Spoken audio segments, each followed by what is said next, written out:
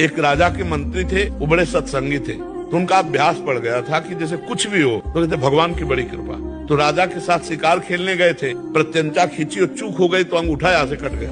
तो उनका मंत्री अंगूठा कट गया, तो उनका महाराज भगवान की बड़ी कृपा, मेरा अंगूठा कटा और तू कह रहा भगवान की कृपा, इसको जेल में डाल दो। बोले ये भी भगवान की बड़ी कृपा। उनको अनुभव था कि मंगल भवन भगवान से कभी अमंगल हो ही नहीं सकता। अंगूठा कुछ दिन में ठीक हो गया।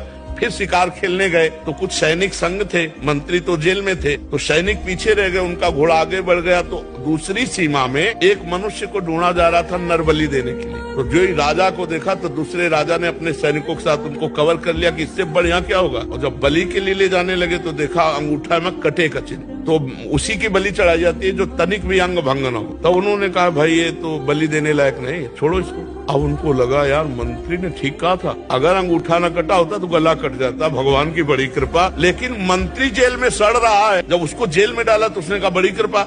अब गए सीधे मंत्री को बुलाया और कहा भाई हमारा अंगूठा अगर ना कटा होता तो गला कट जाता, पूरी बात बताए, लेकिन तुम जेल में सड़ रहे हो, ये कौन सी तुम्हारी कृपा।